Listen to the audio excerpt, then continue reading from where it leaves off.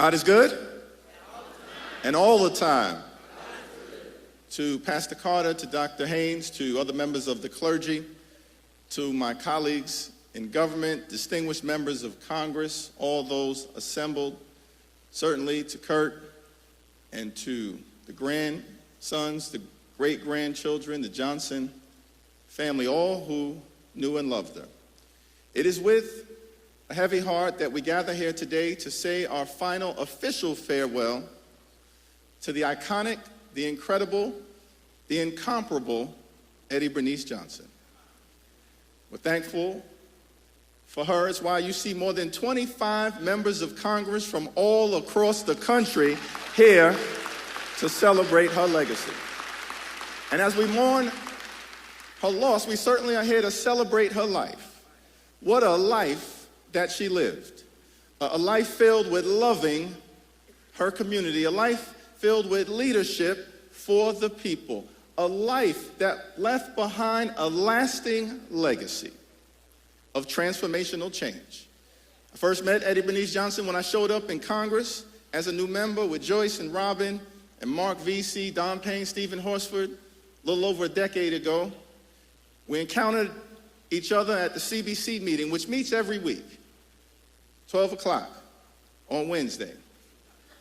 I walked into that meeting, and it was filled with a room of nothing but legends, like John Lewis, John Conyers, Charlie Rangel, Maxine Waters, Benny Thompson, the great Jim Clyburn, Elijah Cummings, and of course, Eddie Bernice Johnson.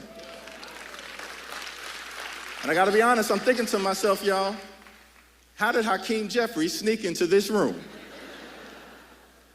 And then I had to figure out where I was going to sit, because there's no assigned seats in the CBC meeting.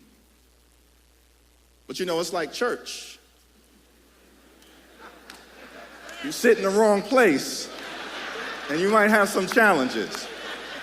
So thankfully, I caught Eddie Bernice's eye, and she said, "Sit right down next to me, young man." And that's exactly what I did for years to come, getting the benefit of her wisdom, her warmth, her welcoming spirit.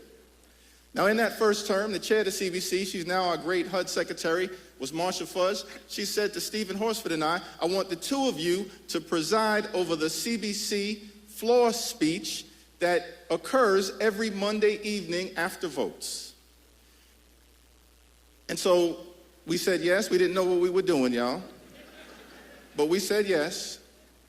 And the thing about it is that the CBC floor speeches, an hour, Monday evening, people are all across town, not covered on CNN, not covered on MSNBC, not covered on BET. It's covered on C-SPAN. And so Stephen and I, we were never quite sure who exactly was paying attention. But we could always count on three people: Stephen's mother, my mother, and Eddie Bernice Johnson, our congressional mother.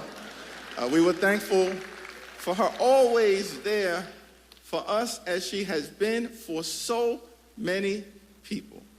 Such a spirit of generosity, insight, inspiration, and intellect.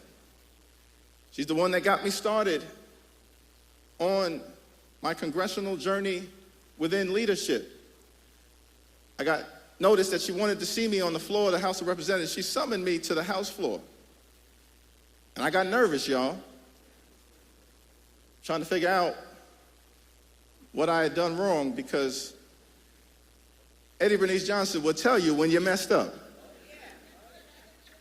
in a polite way. But she said, there's going to be an opening on the CBC Executive Committee, and I want either you or that other one.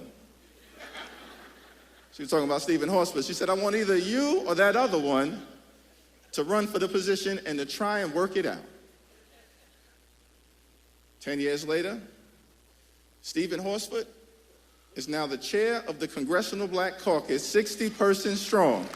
And I have the honor to stand before you as the highest ranking Democrat in the United States Congress. Thanks to Eddie Bernice Johnson, we worked it out, just like she's been working it out for so many people across 5 decades of public service. I'm out of time, so I'll make one last observation. I think I can say with some degree of ecclesiastic certainty that Eddie Bernice Johnson is in a better place right now.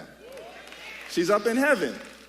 I can say that with some degree of ecclesiastic certainty because I happen to see an advanced copy of the Heavenly Journal.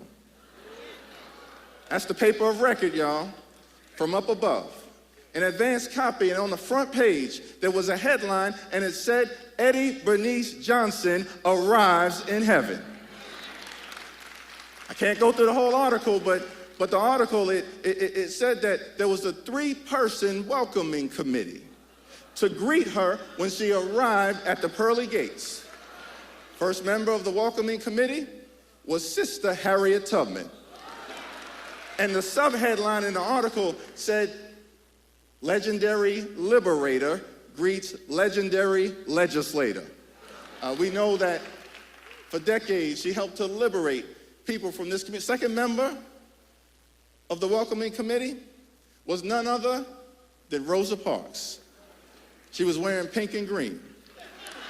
And the subheadline, Kurt, it said, quiet giant greets quiet giant. Rosa Parks, she sat down with quiet dignity so that everybody else could stand up. Eddie Bernice Johnson was a quiet giant. She taught us that you don't have to be the loudest voice in the room to get the most done. And that's what she did. Don't confuse the presence of dignity with the absence of determination. Eddie Bernice Johnson was both dignified and determined, and one of the most accomplished legislators in the history of the United States Congress. Last member